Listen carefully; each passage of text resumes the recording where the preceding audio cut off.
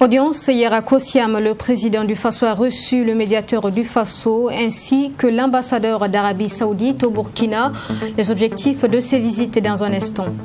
L'Union européenne contribue à la résolution des préoccupations de la jeunesse au Burkina sur la période 2021-2027.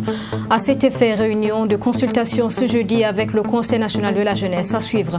Et puis vous avez peut-être visionné ces vidéos sur la toile présentant des hommes armés terroristes échangeant avec des populations de l'Est du Burkina. Cela est inadmissible, selon le docteur Yarabatchoula, spécialiste des questions de radicalisation. Vous l'entendrez dans ce journal. Bonjour à tous, je suis ravie de vous retrouver pour ce nouveau 13h. Bienvenue. Hier jeudi, le président du Faso a reçu des mails du médiateur du Faso. Les rapports d'activité de la Constitution, Saran Sérémé, à travers son institution, est en effet tenu de produire ses écrits afin de mettre en exergue les activités qui sont menées donc dans l'institution. Elle indique la réception de 18 700 dossiers de plaignants entre 2018 et 2020. Je propose de l'écouter. Nous avons remis les rapports 2018, 2019, 2020 au président du Faso, comme le requièrent les textes qui nous régissent, parce que nous devons annuellement élaborer un rapport pour que le président du Faso puisse suivre avec nous les activités qui sont menées et lire également les recommandations que nous faisons aux différentes administrations. Et au-delà maintenant de la haute personnalité du président du Faso, nous remettons ces mêmes rapports aux autres hautes autorités ainsi qu'aux différents médiateurs des autres pays du monde entier. Nous avons une longue liste de recommandations qui ont été faites, notamment des recommandations qui peuvent améliorer la modernisation de l'administration publique. Il y a par exemple les personnes privées qui suivent des formations à leur fond et qui ne sont pas après prises en compte au niveau de l'administration dans le traitement salarial. Nous avons souhaité qu'il y ait des études qui soient menées à ce sens. Il y a les questions, par exemple, des incarcérations dans les maisons de justice qui ne sont pas parfois à même de remplir les conditions des droits humains que nous avons posées au président du Faso. Il y a la mauvaise réactivité parfois de l'administration face aux différentes requêtes qu'on envoie à certains responsables administratifs qui tardent à répondre. Et pourtant, nous pensons que le renforcement des institutions permet de réguler la paix sociale et surtout la bonne gouvernance. Toujours à la présidence, hier également, le chef de l'État a reçu l'ambassadeur du Royaume d'Arabie Saoudite au Burkina Faso. Dr Walid Alamoudi, le diplomate, a terminé sa mission au Burkina. Il confie que la collaboration avec le pays a été excellente. Je vous propose de l'écouter à sa sortie d'audience. J'ai eu l'honneur ce matin d'être reçu par son Excellence le président du Faso. C'était donc une visite de revoir après 4 années passées au Burkina Faso pour servir Sa Majesté le gardien des deux lieux saints, le roi Salman bin Abdelaziz Al Saoud. Donc c'est donc une occasion pour moi de réitérer mes remerciements à son Excellence Monsieur le Président du Faso et au ministre des Affaires étrangères Monsieur Alpha Bari pour tout ce qu'ils ont fait pour faciliter et faire de ma mission donc une réussite. Je pars donc le cœur léger parce que je pense que les relations à partir du soutien du ministre des Affaires étrangères et de son Excellence Monsieur le Président du Faso ont été donc la mission a été un succès et nous avons donc contribué au développement de nos relations bilatérales et donc les relations sont excellentes aujourd'hui. Et cela grâce donc aux visites que nous avons pu organiser autour de 4 visites de son Excellence, Monsieur le Président du Faso, en Arabie Saoudite. Et tout cela a favorisé l'excellence des relations que nous avons aujourd'hui et l'échange des autorités du Burkina Faso et des autorités de l'Arabie Saoudite. L'Union européenne a prévu de prendre en compte les préoccupations de la jeunesse burkinabé dans sa nouvelle programmation d'assistance financière 2021-2027. À cet effet, l'Union donc a organisé ce jeudi, en collaboration avec le Conseil national de la jeunesse et le projet La Voix des jeunes du Sahel, une rencontre de consultation afin de mieux cerner les difficultés donc de cette frange de la population burkinabé. On en parle avec Maxime Jedbombara. Pour cette rencontre de consultation avec le Conseil national de la jeunesse, l'Union européenne veut recueillir les préoccupations de ces jeunes venus des 13 régions du Burkina Faso pour les faire valoir dans sa nouvelle programmation d'assistance financière 2021-2027. La jeunesse représente un capital humain d'une importance primordiale selon l'ambassadeur de l'Union européenne au Burkina Faso, d'où l'importance de consulter les jeunes pour mieux connaître leur situation et leurs besoins spécifiques afin d'envisager des actions pour soutenir leur participation active au marché du travail et à la vie sociale, économique et politique. L'Union européenne est en train de faire la programmation de l'assistance financière des années à venir. Ce sont des fonds importants et le Burkina Faso est un partenaire extrêmement important pour l'Union européenne. Et pour faire cette programmation, ça veut dire décider quelles sont les priorités, quelles sont les modalités, etc. On consulte les acteurs clés dans tous les pays et aussi ici au Burkina Faso. Et dans ce cadre des consultations, on a aujourd'hui cet atelier avec la jeunesse. Il s'agit au cours de cet atelier de présenter la proposition de programmation pour le Burkina Faso 2021-2027, ainsi que des bonnes pratiques et des résultats issus des organisations de jeunes à partir des projets financés par l'Union européenne. Cette rencontre permettra également de renforcer le cadre formel de dialogue direct jeunesse-Union européenne. Et selon le président du Conseil national de la jeunesse, plusieurs sujets seront abordés à cet atelier. Évidemment, vous savez bien qu'aujourd'hui, le problème majeur de la jeunesse, ça passe par la formation professionnelle, la question donc de l'emploi, en passant par l'entrepreneuriat, la question donc de l'engagement citoyen, notamment la représentation des jeunes dans les sphères de prise de décision, la question donc de la cohésion sociale et de la paix. Comme vous le savez bien, le Burkina est secoué donc à partir de l'insécurité. Et donc, c'est des thèmes majeurs qui seront abordés aujourd'hui et nous souhaitons que cela soit pris en compte dans la programmation de l'Union européenne pour que la jeunesse donc puisse jouer son rôle en tant qu'acteur de développement de notre pays. Cette rencontre de consultation se tient avec la collaboration du projet La Voix des jeunes du Sahel, un projet financé par l'Union européenne. Les 3 domaines prioritaires d'intervention retenus dans la nouvelle programmation 2021-2027 sont entre autres paix, cohésion sociale, bonne gouvernance et développement local. Le deuxième domaine est celui du développement humain inclusif et le troisième, économie verte et résiliente. Cette rencontre s'inscrit en droite ligne de la stratégie 2019-2027 de l'Union européenne dont l'objectif est de promouvoir la participation des jeunes à la démocratie. Depuis quelques jours, vous l'avez peut-être remarqué, des vidéos circulent sur les réseaux sociaux. Elles montrent des hommes armés terroristes en discussion avec des populations de l'Est du Burkina. Une situation jugée inadmissible par le docteur Yarabatula, spécialiste des questions de radicalisation. Il estime que cela donc est très inquiétant et que l'État doit rapidement intervenir au risque de perdre son territoire et ses enfants. Abdourahmini. Depuis quelques jours, des vidéos montrant des hommes armés non identifiés en pourparlers avec des populations circulent sur les réseaux sociaux. Pour Jacob Yarabatula, si la situation n'est pas très vite maîtrisée par l'État, elle pourrait entraîner une division du territoire avec une partie sous contrôle des hommes armés avec la bénédiction des populations. Lesquelles populations sont en train d'être séduites par les groupes armés terroristes qui leur proposent de retourner dans leurs localités respectives sous des conditions. Voilà, les conditions sont en lien avec donc la pratique religieuse, l'islam en l'occurrence. Donc l'offre actuelle va certainement être suivie de conditions. Ce qu'il faut craindre, c'est les conditions liées au retour dans les différents villages autorisées par les groupes armés terroristes.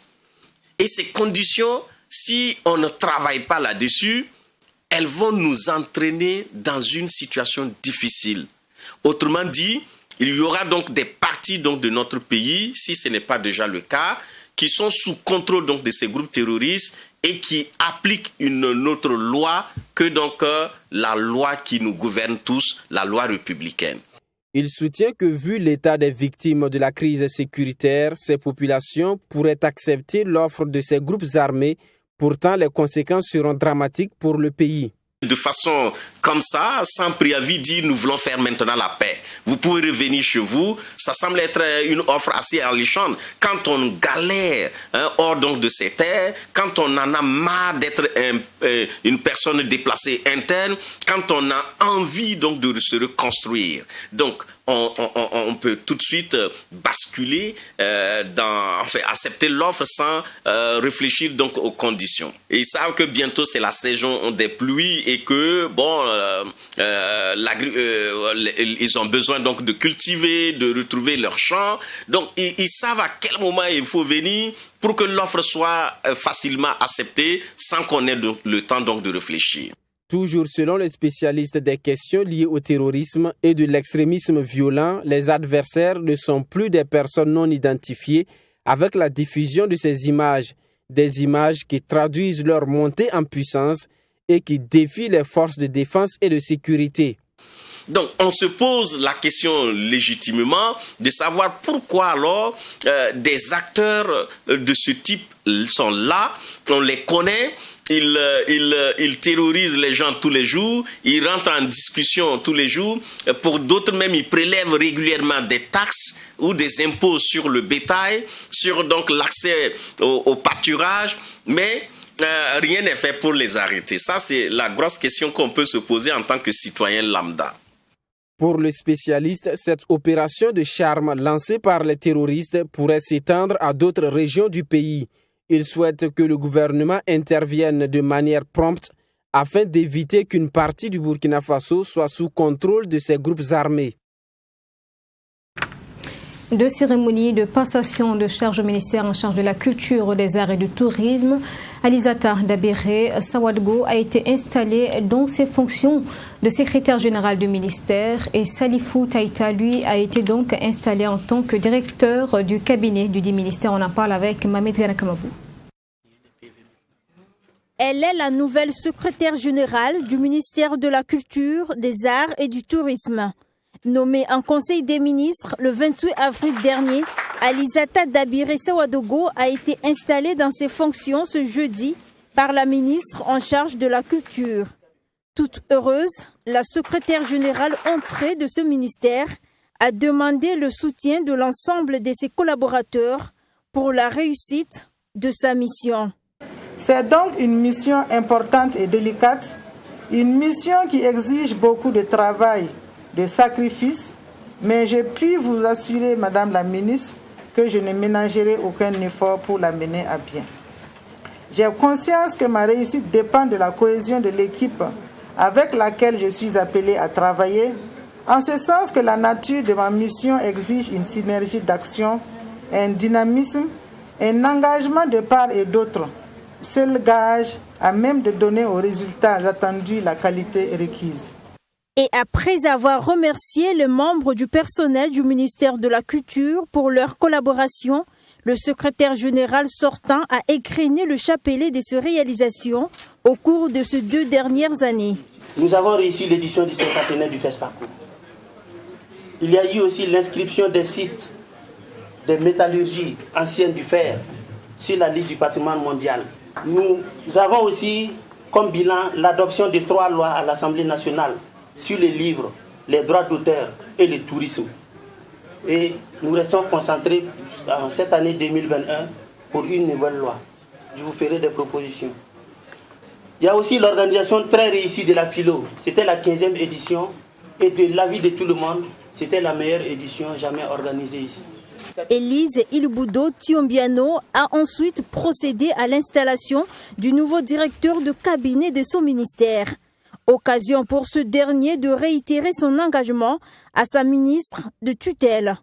L'ambition, n'est-ce pas, du chef de l'État est qu'ensemble et en mouvement avec les acteurs culturels sans exclusive, les initiatives culturelles, les productions artistiques et les actions touristiques soient promues afin de contribuer au développement économique du Burkina Faso et au bien-être des populations. La ministre de la Culture, des Arts et du Tourisme a félicité ses nouveaux collaborateurs. Elle a aussi demandé le soutien et l'accompagnement de ses responsables sortants. Je ne doute pas de votre abnégation au travail, tout comme celui donc qui est sorti. Et je crois que si un choix s'est porté sur vous, c'est que ce n'est pas le hasard. Et je sais que vous avez déjà un pas dans la culture, vous avez déjà eu un pas et vous avez un pas dans la culture. Et bien sûr, peut-être que la jeune génération ne vous connaît pas, mais certains vous connaissent aussi pour ce que vous avez déjà fait dans ce domaine. Désormais, secrétaire général et directeur de cabinet du ministère de la Culture, des Arts et du Tourisme, ces derniers invitent leurs collaborateurs à l'abnégation afin d'atteindre les objectifs qui leur ont été assignés.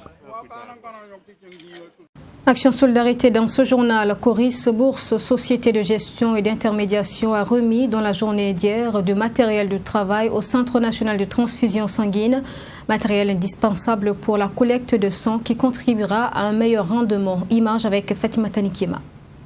Tensiomètre électronique, balance pèse-personne, sparadrap perforé, gants d'examen, poche triple 450 ml et 2 lits de prélèvement. C'est le lot de matériel qu'a offert Coris Bourse au Centre national de transfusion sanguine CNTS. Un geste qui fait suite au passage des employés du groupe Coris pour un don de sang il y a quelques années, a laissé entendre le directeur général de Coris Bourse.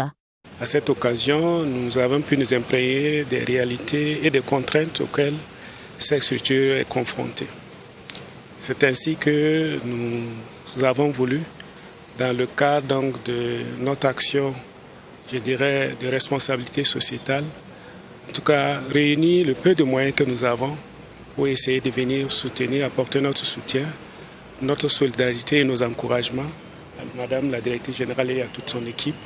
Alice Koumaré, directrice générale du CNTS, n'a pas manqué de remercier les donateurs du jour. Selon elle, c'est un geste encourageant et bénéfique pour le CNTS. C'est du petit matériel qui est très important pour nous parce que vous savez que nous devons faire pas moins de 10 collectes par jour. Et l'utilisation fréquente de ce matériel a fait qu'il faut le renouveler de façon constante et il s'abîme très vite. Donc c'est en cela que nous sommes satisfaits par le geste de Coris Bourse. Cette cérémonie de remise de dons a permis aux deux parties de lancer un appel à l'endroit des personnes de bonne volonté afin qu'ils viennent en aide au CNTS. La directrice générale du CNTS, elle, a souhaité que ce soutien de Coris Bourse soit le début d'un possible partenariat entre la Fondation Coris et le CNTS. Action de solidarité toujours, le gouvernement burkinabé, à travers le ministère en charge de la solidarité nationale et de l'action humanitaire, a offert des vivres à l'Organisation catholique pour le développement et la solidarité au CADES. Ce don d'une valeur de 31 millions de francs CFA sera destiné aux couches les plus vulnérables des 13 régions du Burkina. Sanata Seré. C'est un don de 100 tonnes de céréales et de légumineuses composées entre autres de mil, de sorgho et de riz que le gouvernement burkinabé a offert à l'Organisation catholique pour le développement et la solidarité au CADES. Ce don, selon la ministre Marie-Laurence Ilboudo, vient en appui à l'Ocades Caritas dans ses interventions afin de lui permettre de secourir un tant soit peu les personnes vulnérables. L'Ocades travaille dans toutes les 13 régions du Burkina Faso et à travers cet outil chrétien, nous sommes là pour contribuer, ne serait-ce qu'un peu, à les soutenir pour accompagner ces couches vulnérables. Vous savez que le président du Faso, à travers le Conseil des ministres, a validé le plan de soutien et de réponse aux couches vulnérables. Et cette année, nous voyons que la période de soudure sera très difficile.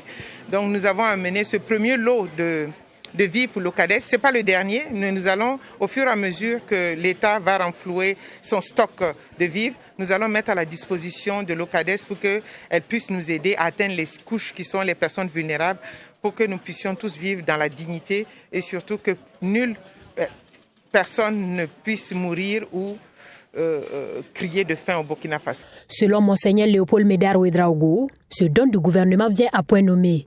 Il va soulager les souffrances des couches défavorisées, y compris les victimes de la crise sécuritaire et sanitaire. Et ce dernier de témoigner sa reconnaissance aux donateurs, tout en rappelant le rôle de l'Église catholique auprès des plus démunis. Dans son service aux pauvres, aux personnes vulnérables et souffrantes, l'Église catholique n'a pas choisi de faire cavalier seul.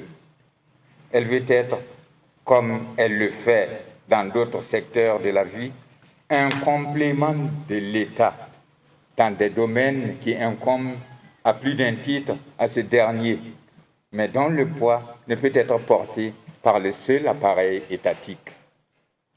Madame la ministre, en remettant ces vivres pour qu'ils parviennent à nos concitoyens vulnérables à travers la courroie de la distribution de l'Église catholique, vous exprimez l'importance que vous accordez à la contribution de l'Église pour la prise en charge des personnes vulnérables. Depuis octobre 1998, l'OCADES Caritas Burkina est en partenariat avec le gouvernement burkinabé et elle est reconnue comme une association d'utilité publique. Ce don d'un coût de 31 millions de francs CFA sera réparti selon le secrétaire général de l'OCADES dans les différentes représentations de l'organisation dans les 13 régions du Burkina Faso. Et puis, mois de Ramadan, mois de solidarité, le conseil municipal de village de Nyong-Ouaben, Seni Ouedraogo, a pensé aux habitants de la commune rurale de Samba à travers un don. En ce mois donc de jeunes musulmans, le donateur affirme suivre les recommandations de l'islam et entend pérenniser cette action dans les années à venir. Michael Touré. Au total, c'est une centaine de personnes reparties chez elles avec un lot de sachets composé de sucre et de riz. Un geste du conseiller municipal Seni Ouedraogo du village de Nyong-Ouaben dans la commune rurale de Samba. Pour lui, cette action de partage avec la communauté de son village s'inscrit dans le cadre des recommandations de l'islam dans cette période de jeûne.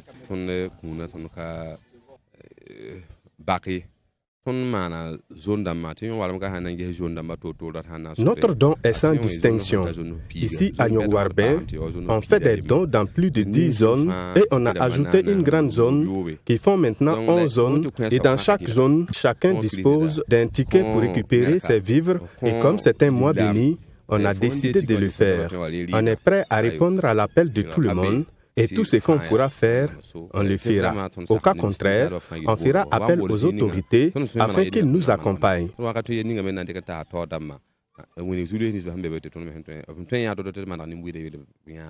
Pour les bénéficiaires du don du conseiller municipal Seni Ouedraogo, c'est une action à saluer et ils invitent d'autres bonnes volontés à suivre les pas du donateur. Pour ma part, je suis très content et puis je le félicite et je l'encourage. Parce que cet acte, vraiment, c'est très noble. Se multiplient dans le village. Bon, en tout cas, nous, les bénéficiaires, nous sommes très contents. Et puis nous prions que Dieu, en tout cas, continue de le bénir davantage et pour qu'il puisse, en tout cas, faire ces genres d'activités. Tout ce que j'ai à dire, c'est de faire appel à tous ceux qui ont la bonne volonté de faire comme le conseiller, de le faire. Et nous prions Dieu que l'année prochaine soit plus meilleure. Pour sa part, le bienfaiteur du jour entend perpétuer cette activité de partage chaque mois de jeûne qui, pour cette année 2021, est à sa première édition. Et voilà pour ce journal. Merci de l'avoir suivi. Je vous souhaite une excellente suite à notre compagnie. Je vous retrouve demain à 13h pour le dernier rendez-vous de la semaine. Portez-vous bien.